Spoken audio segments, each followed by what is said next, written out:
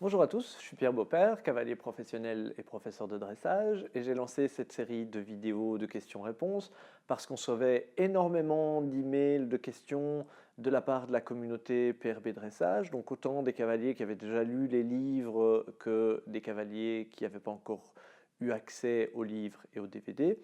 Et plutôt que de répondre individuellement à chacun par écrit, je me suis dit que ce serait plus intéressant de faire des vidéos, de les partager avec l'entièreté de la communauté pour que d'autres cavaliers puissent trouver des réponses aux questions qu'ils se posent.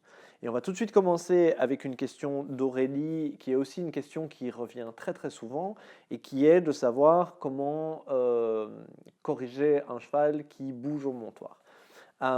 Alors, la première chose par rapport au montoir, c'est de bien penser qu'un cheval qui bouge au montoir m'indique dans tous les cas qu'il n'accepte pas d'être monté par son cavalier.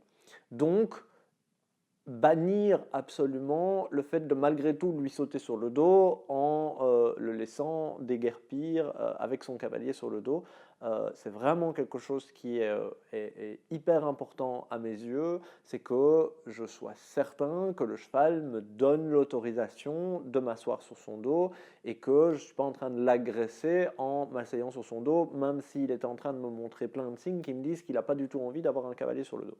Donc, ça, c'est la première chose. La deuxième chose, ben, évidemment, comme toujours, c'est d'éliminer toutes les causes d'inconfort ou de douleur qui peuvent faire que le cheval bouge au moment où où je veux m'asseoir sur son dos et qu'il m'indique qu'il n'a pas envie que je m'asseye sur son dos. Donc, ben, évidemment, la selle, vérifier que la selle et le matériel en règle générale sont adaptés au cheval, sont bien réglés.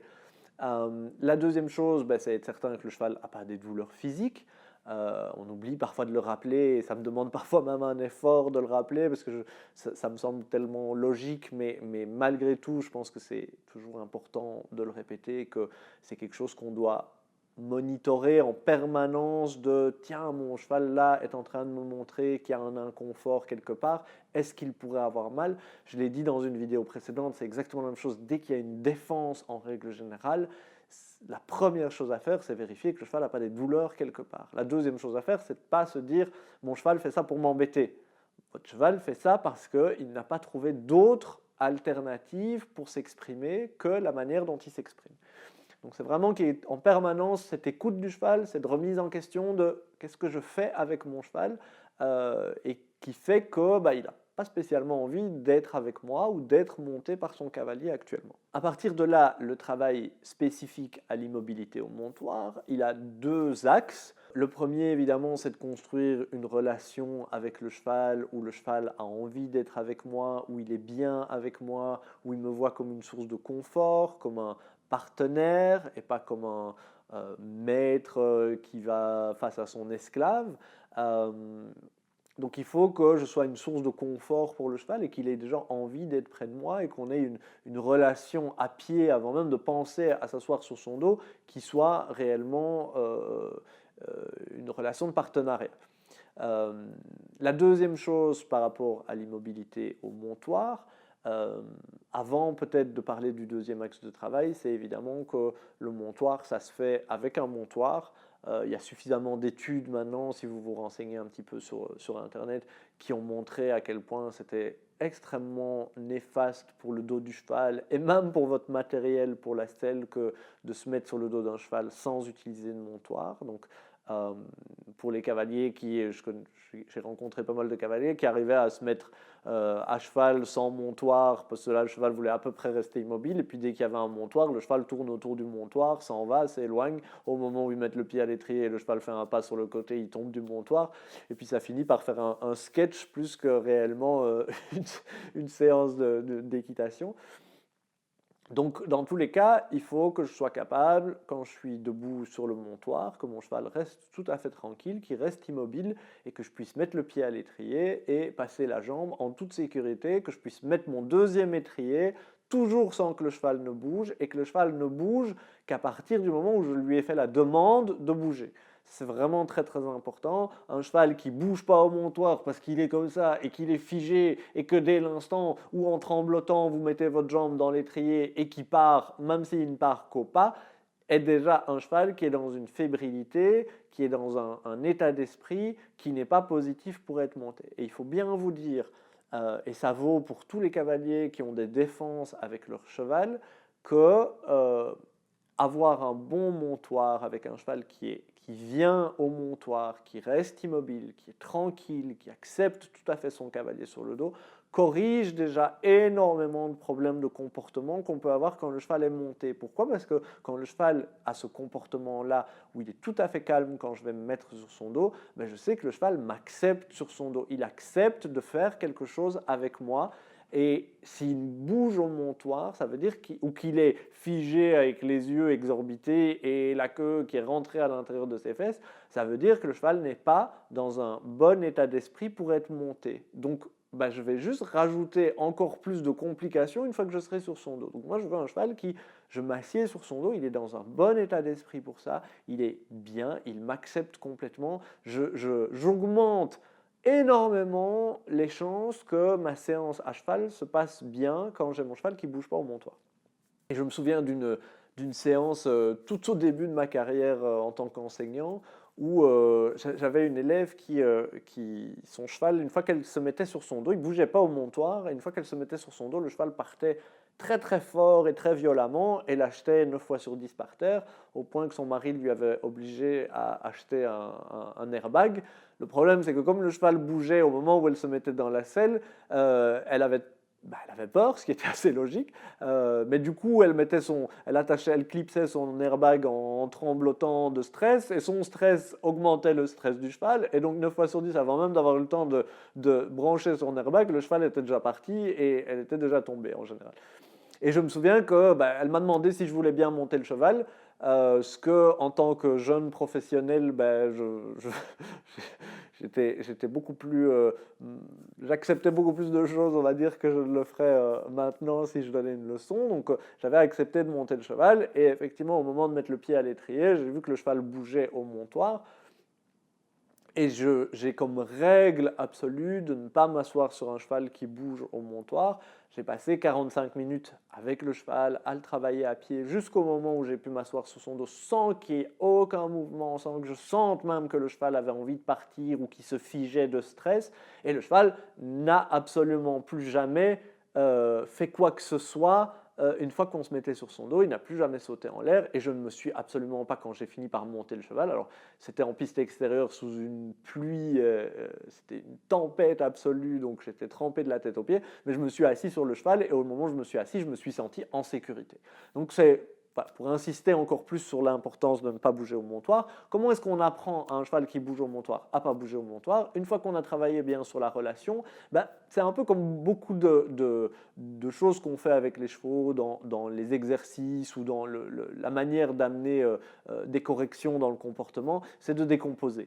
C'est-à-dire que je vais décomposer l'action de monter sur le dos du cheval en ça dépend un peu des chevaux, mais en général entre 15 et 20 actions différentes. Et à ce moment-là, ça devient comme monter un escalier. C'est une marche, et puis une autre marche, et puis une autre marche.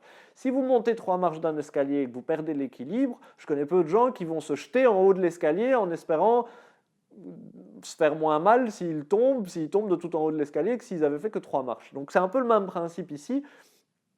Donc je vais simplement, au début, je vais amener mon cheval à la main au montoir, à l'endroit où je vais monter dessus et où il y a mon petit tabouret ou ma petite échelle ou quoi que ce soit qui est mon montoir. Et est-ce que déjà, quand j'amène le cheval, est-ce qu'il me suit? Est-ce que quand je m'arrête, il s'arrête? Est-ce qu'il s'arrête droit ou est-ce qu'il s'arrête en bougeant ses hanches? Est-ce qu'il essaye de me mordre? Est-ce qu'il me fait des yeux méchants? Est-ce qu'il couche les oreilles? Est-ce qu'il a peur? Tout ça va déjà, si ça n'est pas en place, qu'est-ce que je vais aller faire à vouloir mettre le pied à l'étrier? Parce que j'ai déjà un problème à cet endroit-là. Donc je vais corriger ça, je vais mettre le cheval en confiance, ou lui apprendre à s'arrêter droit, ou lui apprendre à me suivre, à marcher correctement à côté de moi. Une fois que ça c'est fait, ok, est-ce qu'il peut rester tranquillement à l'arrêt à côté du montoir? Une fois que ça c'est fait, est-ce que je peux bouger l'étrier sans que ça provoque de l'inquiétude chez le cheval, sans qu'il soit stressé? Est-ce que je peux taper la lanière de l'étrivière contre la selle, que ça fasse vraiment beaucoup de bruit? Est-ce que mon cheval cheval s'inquiète de ça? Est-ce qu'il part en galopant? Est-ce qu'il se met sans bouger mais qu'il se met à trembler?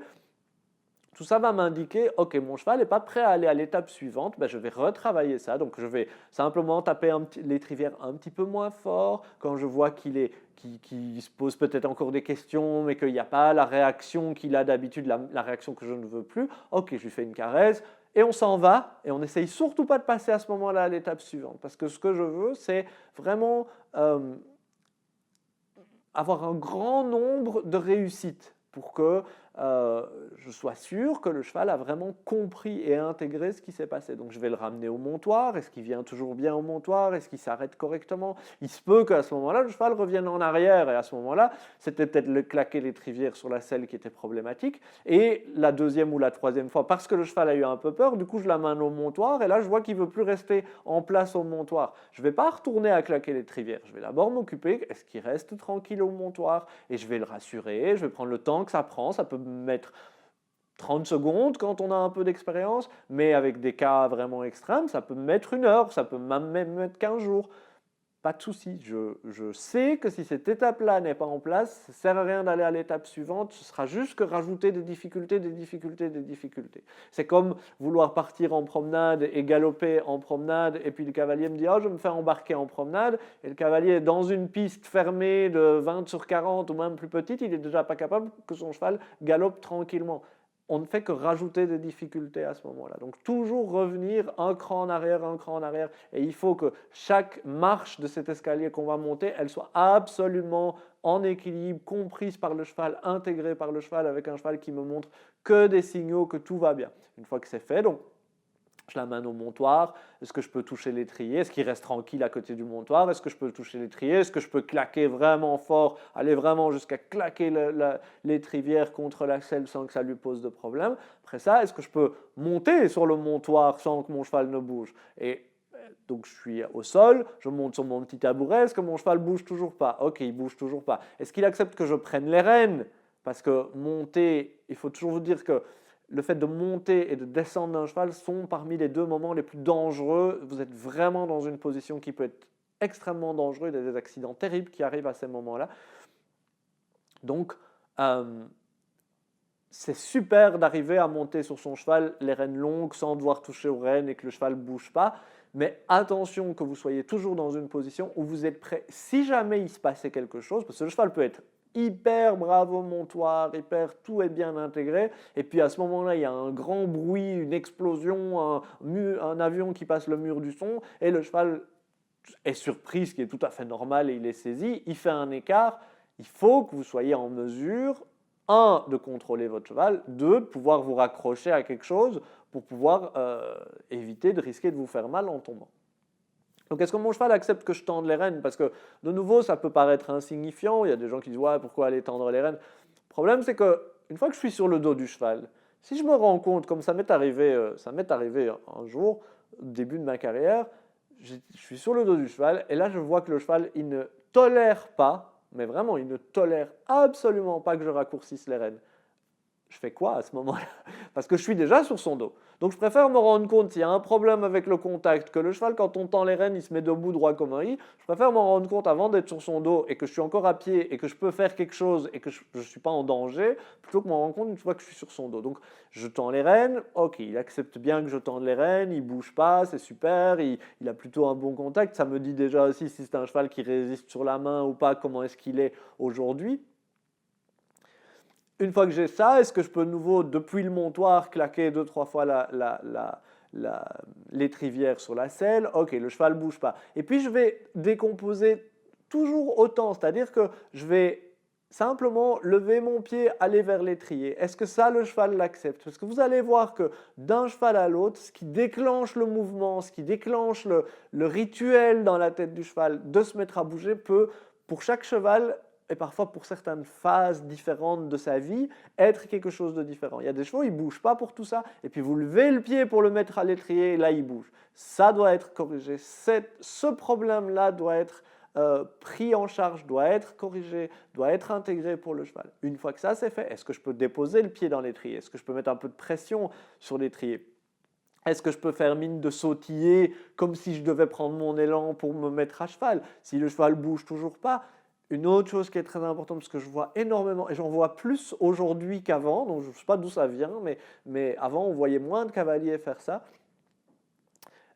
Je veux pouvoir me mettre debout sur l'étrier avant de passer ma jambe. Ça veut dire que je vois beaucoup de cavaliers, quand ils mettent le pied dans l'étrier et qu'ils vont passer la jambe, qui se couchent complètement sur leur selle pour pouvoir lever la jambe. Alors, est-ce que c'est un manque de souplesse ou est-ce que c'est un manque d'équilibre? Moi, ce qui est vraiment très très important, c'est que je veux pouvoir me mettre debout avec un pied sur mon étrier, l'autre pied dans le vide. Évidemment, quand je connais très bien mon cheval, que je sais qu'il ne bouge pas, cette étape-là ne va pas durer 2 heures parce que je n'ai pas envie de tirer sur le dos du cheval, mais je veux quand même vérifier sur un cheval que je ne connais pas ou sur un cheval qui bouge au montoir, qu'il accepte que je mette du poids dans l'étrier sans encore me retrouver dans la phase la plus critique qui est le fait de passer la jambe. Parce que si mon cheval n'est pas à l'aise avec le fait de sentir du poids ou simplement le fait que je me redresse et que du coup il me voit grandi avec ma tête au-dessus de lui, il y a des chevaux, c'est ça qui les fait démarrer et avoir des réactions très violentes. Je préfère à ce moment-là encore avoir la possibilité de sauter en bas plutôt qu'un cheval qui démarre au moment où je vais passer la jambe. J'ai eu pour le coup, je connaissais une élève en Allemagne avant que je la rencontre, qui a beaucoup travaillé avec moi sur les montoirs d'ailleurs, à qui c'est arrivé, au moment où elle passait la jambe, le cheval a démarré, il s'est retrouvé qu'elle s'est assise, du coup elle est tombée derrière la selle et le cheval, le stress de fait de démarrer, plus de sentir son poids derrière la selle sur le rein, le cheval l'a éjecté, elle a eu un très très très grave accident à cause de ça. Donc vous êtes, au moment où vous passez la jambe, vous êtes potentiellement en danger, il faut que vous soyez absolument sûr que votre cheval, vous avez mis toutes les chances de votre côté pour qu'il ne se passe rien de dangereux. Donc à ce moment-là, une fois que je peux mettre vraiment debout sur l'étrier, que je peux mettre du poids, moi ce que j'aime bien faire, surtout avec des chevaux qui ont tendance à bouger au montoir, ou avec des jeunes chevaux, ou des chevaux où je ne suis pas tout à fait sûr encore s'ils sont vraiment en confiance ou pas, j'aime bien commencer à mettre mon pied, mon autre pied qui n'est pas encore dans l'étrier, qui est toujours du même côté montoir du cheval, j'aime bien commencer à venir un peu gratouiller le cheval avec mon pied sur ses fesses, sur son ventre. Carrément, en général, je mets mon genou derrière la selle, justement, donc je me retrouve un pied dans l'étrier, l'autre genou appuyé sur le dos du cheval. De nouveau, si mon cheval, à ce moment-là, bouge toujours pas, il y a vraiment quand même très peu de chances que quand je passe la jambe, il se mette à bouger. Deuxième chose qui est vraiment intéressante, c'est que le jour où je rate mon montoir parce que je suis distrait, fatigué, parce que mon cheval bouge, parce qu'il a eu peur de quelque chose, si mon pied à ce moment-là lui rafle la croupe, je sais que mon cheval ne va pas paniquer parce que j'ai pris le problème. Avant d'avoir le problème, je l'ai déjà corrigé. C'est vraiment quelque chose de très important avec les chevaux, même dans le travail en général, que ce soit une épaule en dedans, un appuyé, corriger le problème avant qu'il arrive plutôt qu'une fois qu'il est là. Donc je vais le gratouiller comme ça, je vais peut-être même, si je vois que tout va bien, mais que je veux vraiment être sûr, par exemple sur un jeune cheval, là je vais peut-être me pencher en avant, me mettre en sac à patates sur la selle et je vais tapoter de l'autre côté avec ma main sur son ventre pour vérifier que quand je vais mettre la jambe droite au contact, il ne va pas bouger. Puis à ce moment-là, une fois que je suis bien en équilibre sur mon étrier, que je suis bien droit, que j'ai les rênes, que j'ai la crinière dans ma main gauche, à ce moment-là, je vais passer la jambe. Et puis, je vais mettre l'étrier. Donc, tout ça, ce sont des toutes petites étapes. Si j'ai le moindre problème à l'une de ces étapes, je mets le cheval en confiance d'abord. Parfois, ce n'est pas même possible, donc je vais devoir sauter en bas si jamais il y avait un souci sur une rééducation, par exemple. Je vais m'arrêter à cet endroit-là. Ça, c'est le maximum, c'est la zone rouge.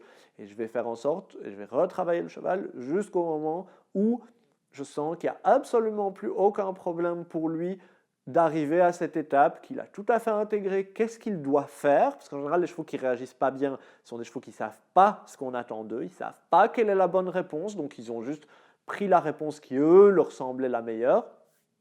Une fois que le cheval a bien compris ça, à ce moment-là, je vais juste à la marche suivante de mon escalier. Est-ce que cette marche-là est bonne ou pas? Et puis, je construis d'étape en étape. Évidemment, si j'ai eu un souci à la marche, disons, l'étape numéro 5 du montoir, quand ça commence à aller, la première fois que ça va bien, mettons, allez, au moment où je me mets debout sur l'étrier, c'est là que mon cheval bouge. Je le retravaille, je vérifie que toutes mes étapes avant sont toujours, tout va bien. Je me mets debout sur l'étrier, le cheval ne bouge pas. Ok, je lui fais des caresses, je descends, je lui fais des caresses encore, je vais faire un petit tour avec lui, je reviens au montoir, je recommence à zéro et je fais ça 3-4 fois, au moins 3-4 fois, où je veux la bonne réponse avant de passer à l'étape suivante et à la marche suivante. Donc ce n'est pas parce qu'il m'a donné une fois que du coup je dois me jeter sur l'étape suivante, parce que sinon qu'est-ce que j'enseigne à mon cheval? Que chaque fois qu'il fait un effort, je lui demande un effort supplémentaire. Donc je veux qu'il sache que chaque fois qu'il fait un effort, je vois son effort, c'est toujours la même chose, être à l'écoute de votre cheval. J'ai vu que tu as fait un effort, je te récompense pour cet effort, c'est super, bravo, tu es un bon garçon, tu as fait un énorme effort, c'est merveilleux, même si c'est jamais que rester tranquille pour un truc super basique alors que c'est peut-être un cheval qui fait Saint-Georges au Grand Prix. Ça n'empêche, c'est un effort pour lui, je lui montre que j'ai vu qu'il a fait un effort, on fait une petite pause, on souffle et puis on recommence. En général, ce travail-là va très très vite si c'est bien fait. Les chevaux comprennent très très vite s'ils n'ont pas une mauvaise relation avec l'humain. Même s'ils ont une mauvaise relation avec l'humain, c'est la manière de reconstruire une bonne relation avec l'humain. Et la dernière chose que je peux vous dire par rapport à ça, c'est que quand il y a vraiment ce genre de problème qui est fort installé, recommencez peut-être encore en amont, c'est-à-dire est-ce que vous pouvez poser un tapis de selle sur le dos de votre cheval au milieu de la piste sans tenir le cheval, le contraindre à rester tranquille, et est-ce que votre cheval bouge ou pas?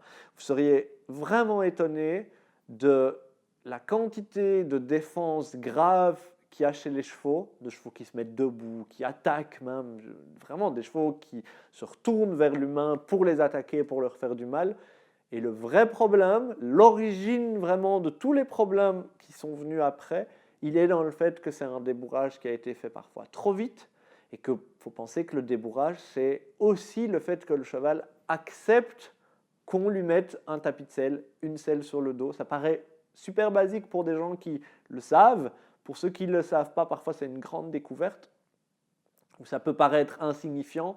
Si vous jetez sur votre poulain un tapis de selle, vous lui mettez une selle et vous ne lui avez pas laissé le temps d'intégrer ce qui lui arrivait, vous êtes sur le chemin de défense qui vont se déclarer un jour ou l'autre, d'une manière ou d'une autre. Ça peut être parfois bêtement un cheval qui grince des dents parce qu'il est en stress, mais vous êtes déjà sur la voie d'un cheval qui va être stressé. Et je pense que même éthiquement, on est dans une forme d'agression vis-à-vis du cheval. On lui impose quelque chose sans lui demander son avis. Et si l'équitation, ce n'est pas un partenariat où le cheval est d'accord de faire quelque chose avec nous, je trouve que ça devient vite quelque chose qui est pas très joli et on donne de l'eau au moulin de tous les détracteurs de l'équitation et c'est un peu dommage. Donc, pas hésiter à recommencer sur des choses ultra basiques comme est-ce que mon cheval il accepte vraiment d'avoir un tapis de selle sur le dos? Est-ce qu'il a vraiment intégré ça? Est-ce qu'il est d'accord de ça? Et qu'est-ce qui se passe si le tapis de selle tombe par terre? Parce que si un jour le tapis de selle tombe par terre, j'ai pas envie que mon cheval me saute dans les bras, donc je veux vérifier que le tapis de selle peut tomber. Je peux lui mettre sur les oreilles, je peux lui mettre sur la queue, je peux lui mettre n'importe où, je peux le faire voler, je peux lui jeter à 2 mètres de distance, je peux lui jeter le tapis de selle sur le dos, ça ne va pas le stresser plus que ça. Et je vous garantis que le confort que vous avez d'un cheval qui accepte ce genre de choses, ça vaut tellement de l'or que ça vaut vraiment la peine de, entre guillemets, perdre du temps à faire ça, parce que c'est tellement de temps gagné après et c'est tellement agréable d'avoir un cheval qui est aussi confiant dans ce que je fais avec lui que ça vous permettra tellement plus de choses après que ça vaut vraiment la peine de perdre du temps. Donc voilà, j'espère que j'ai répondu à votre question.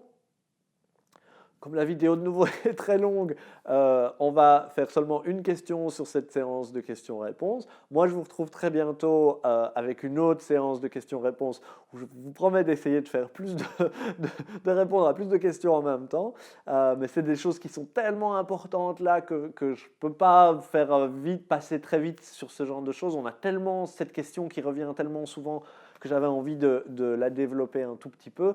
N'hésitez pas à me laisser vos commentaires sur cette vidéo, vos suggestions, les choses que vous aimez pas, si vous avez entendu parler d'autres études, je suis preneur, que ce soit moi ou mon équipe, on lit vraiment absolument tous les commentaires, donc n'hésitez pas à les laisser, n'hésitez pas à identifier des amis qui pourraient être aidés par cette vidéo. Si vous avez des questions ou des difficultés avec votre cheval, n'hésitez pas à les laisser dans les commentaires. Vous pouvez nous écrire via le site prbdressage.com ou via les commentaires directement.